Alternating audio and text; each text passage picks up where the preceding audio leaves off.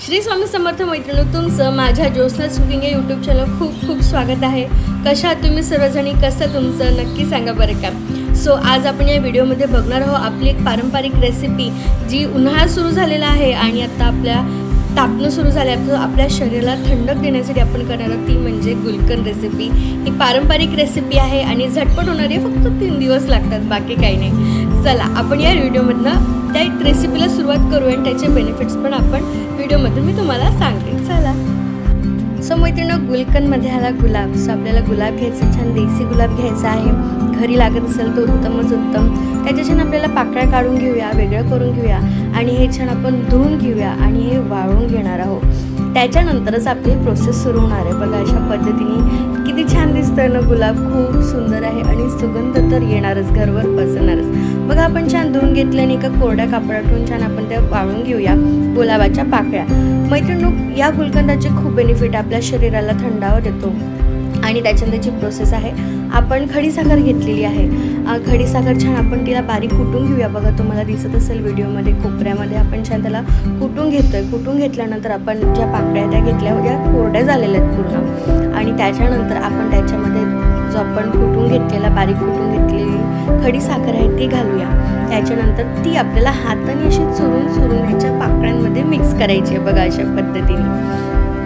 आणि बघा मस्त आहे ना. आणि त्याच्यानंतर आपण त्याच्यामध्ये थोडंसं शहद घालूया आणि बघा आणि छान पुन्हा ते पण मिक्स करून घेऊया. मैत्रिणींनो, मी तुम्हाला सांगत होते गुलकंदाचे खूप फायदे, शरीराला थंडक देणं, त्याच्यानंतर आपले हॉर्मोनल इश्यू बॅलन्स करणं आणि पुष्कळशा गोष्टी अशा आहेत. जसं आपण रूह अफजा पण पितो बघा, त्याच्यामध्ये काय असतं, गुलाबच असतात. सो गुलाबाचे फायदे पुष्कळ आहेत. त्याच्यामध्ये आपण घातलेले आहे, शहद घातलेलं आहे आणि तसंच आपण हे छान व्यवस्थित मिक्स करून घेऊया. बघा अशा पद्धतीने व्यवस्थित होणे. मैत्रिणींनो, सोपी आहे. बस आता काय की आपल्याला ही बस की 5 मिनटं लागली ना एवढं व्हायला. बस आता आपल्याला हे छान एका बर्नीमध्ये भरून ठेवायचं आहे आणि उन्हामध्ये आपल्याला 3 दिवस हे उन्हामध्ये आपल्याला ठेवायचं आहे. बघा अशा पद्धतीने. आणि खूप छान आहे मैत्रिणींनो, तुम्ही पण रोज घेत जा. त्वचा आणि गुलाब म्हटलं तर आपली त्वचा देखील छान चकचकीत होणार आहे जर आपण हा गुलकंद आपण दुधामधनं घेतला सकाळी किंवा रात्री झोपायच्या वेळेस सुद्धा तरी, किंवा गरम पाण्यामध्ये जरी घेतला तरी बेस्ट होणार आहे. बघा आता आपण सर्व मिक्स करून झालेलं आहे. आता आपण एका काचेच्या बर्नीमध्ये भरलेलं आहे हे, आणि हे भरून झाल्यावर छानाला आपण बंद झाकण करून घेऊया, त्याला मिक्स करूया आणि त्याच्यानंतर आपण याला 3 दिवस आपण उन्हात ठेवलेलं आहे. बघा अशा पद्धतीने 3 दिवसानंतर उन्हात झाल्यानंतर बघा असा हा आपला गुलकंद दिसतो आहे. आणि त्याला काय करूया, आपण पुन्हा एका काचेच्या बरणीत भरून ठेवूया. आणि मैत्रिणी, हा वर्षभर टिकणारा गुलकंद आहे, घरच्या घरी झालेला, 3 दिवसात झालेला, सोपी रेसिपी आहे आणि हेल्थ बेनिफिट्स देणारी आहे. मैत्रिणींनो, तुम्ही नक्की करून बघा. काचेच्या बरणीत भरून ठेवायचं आहे.